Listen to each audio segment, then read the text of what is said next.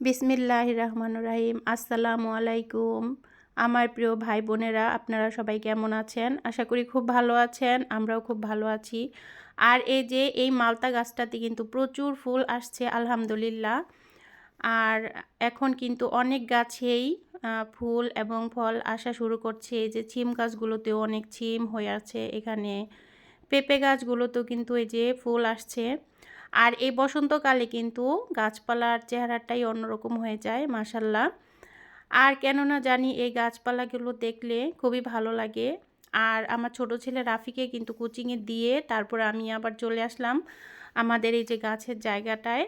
আর এই যে লেবু গাছটাতে অনেক নতুন পাতা কিন্তু হয়ে আছে, তারপর অনেক ফুল হয়েছে। তো আলহামদুলিল্লাহ, এগুলো কিন্তু সবই আমার আম্মুর হাতের যত্নে এত সুন্দর হয়েছে আলহামদুলিল্লাহ। তারপর এই যে এখানে লিচু গাছটাতে কিন্তু অনেকটাই ফুল আসছে। লিচু বোল বা যেটাই, আম গাছে বোল আসছে, তারপর লেবু গাছে, এখানে রোয়াল গাছে, তারপরে অনেক ফুল ফল এখানে হয়ে আছে। আর টমেটোগুলো কিন্তু একটু রং ধরেছে। তো আলহামদুলিল্লাহ, আর পরিশ্রম করলে কিন্তু সৌভাগ্য আসে, এটা নিশ্চয়ই। তো আল্লাহ পাক কিন্তু পরিশ্রমের ফল নিজের হাতে দেয়। আর এই যে বড়ই গাছটা কিন্তু অনেকটাই বড় হয়ে আছে, কিন্তু তেমন বড়ই হয়নি, যে দু একটা হয়েছে। তো আলহামদুলিল্লাহ, তারপর এই যে 10টার দিকে আমি চলে আসলাম গাছের জায়গাটায়। এখানে একটু ঘুরে তারপর একটু দেখে বাসায় গিয়ে আবার রান্না বান্না করব। তো ভিডিওটা সাথেই থাকুন, দেখতেই থাকুন। আর এই যে এই মরিচ গাছটাতে কিন্তু কালো কৃষ্ণচারা মরিচ ধরে আছে। আর এই মরিচগুলো কিন্তু গাছেতেই অনেকটাই সুন্দর লাগে মাশাল্লাহ।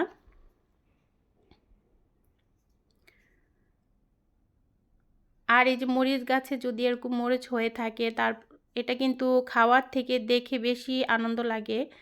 আর এই যে পুঁই গাছগুলো, পুঁই শাকগুলো খুবই সুন্দর হয়ে আছে মাশাল্লাহ। আর নিজের হাতের সবজির কিন্তু মজাই আলাদা। আর এখানে যে অনেক পালং শাক, তারপর মূলা শাক হয়ে আছে।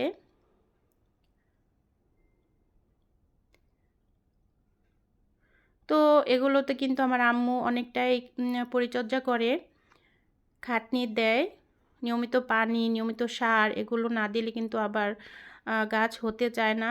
এই যে এখানে অনেকটাই বেগুন হয়ে আছে। তো আলহামদুলিল্লাহ, আমরা কিন্তু সবজি অনেকটাই নিজের হাতের সবজি খাই।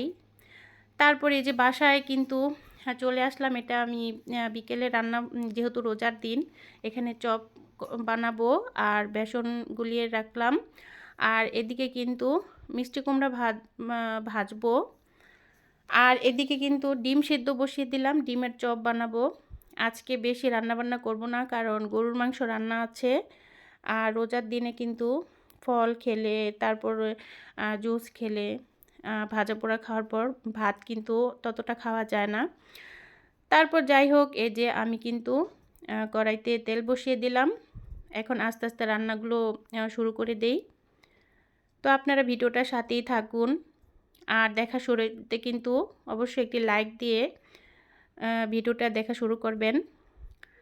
তারপরে এই যে মিষ্টি কুমড়াগুলো কিন্তু আমি আগে থেকে মশলা মেখে রেখেছিলাম, হলুদ, মরিচ গুঁড়ো আর লবণ। আর এখন আমি আস্তে আস্তে কিন্তু অল্প জালে এটা ভেজে নেব। ভেজে তারপর দু পেঁয়াজও করব, পেঁয়াজ ভেজে নেব। আর রমজান মাসে কিন্তু তেমন একটা ঝোলের তরকারি খেতে মন চায় না, তাই একটু ভাজা ভাজা পোড়া দিয়েই ভাত ভালো লাগে, ভাজি বা ভাজা পোড়া। আর এই মিষ্টি কুমড়াটাই কিন্তু আমি ভেজে নিলাম। মিষ্টি কুমড়া ভাজার পর তারপর কিন্তু আমি কিছু চপ ভেজে নিব, যেমন বেগুনি চপ আর ডিমের চপ বানাবো। আর গতকালকের কিন্তু কিছু ছিল, আলুর চপ ছিল, সেগুলো একটু গরম করে নিব। তো আমার মতো কে কে এরকম ভাজা পোড়া পছন্দ করেন অবশ্যই কিন্তু কমেন্টসে জানাবেন। আর এই যে কোমরগুলো কিন্তু ভাজা হয়েছে অনেকটাই, এখন আমি উঠিয়ে নেব। তারপর ভাজা হলে আমি এখানে আবার একটু পেঁয়াজ ভেজে নিলাম। পেঁয়াজ ভাজাটা দিয়ে দিব। লবণ আর অল্প হলুদ গুঁড়ো দিয়ে আমি পেঁয়াজটা একটু বেরেস্তা করে নিলাম। তারপরে এই যে কোমর ভাজাটা কিন্তু হয়ে গেছে আলহামদুলিল্লাহ, দেখেই বোঝা যাচ্ছে কতটা লোভনীয় হয়েছে। আর এদিক দিয়ে আমি কিন্তু চপ ভাজার জন্য তেল গরম করে নিলাম। একে একে আমি কিন্তু বেগুনি চপগুলো ভেজে নেব।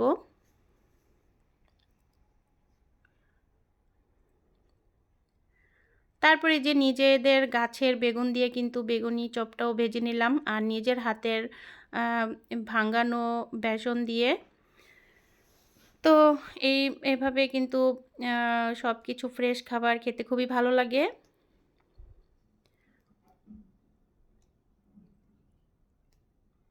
আর রোজার দিন মানেই কিন্তু একটু ভাজা পোড়া। তারপরে এই যে এখানে আমি সেদ্ধ ডিম কিন্তু সেদ্ধ করে রেখেছিলাম, এগুলো এখন একটু চপ ভেজে নেব। বেগুনিটা ভাজা হয়ে গেছে, এখন আমি ডিমের চপটা ভেজে নেব। তারপরে যে ডিমের চপগুলো কিন্তু ভেজে নিলাম। তো আমার কিন্তু ভাজা পোড়াগুলো হয়ে গেল। তো আমার ভিডিওটা কিন্তু আজ এ পর্যন্তই। সবাইকে সাথে থাকার জন্য ধন্যবাদ। আল্লাহ হাফেজ। আসসালামু আলাইকুম।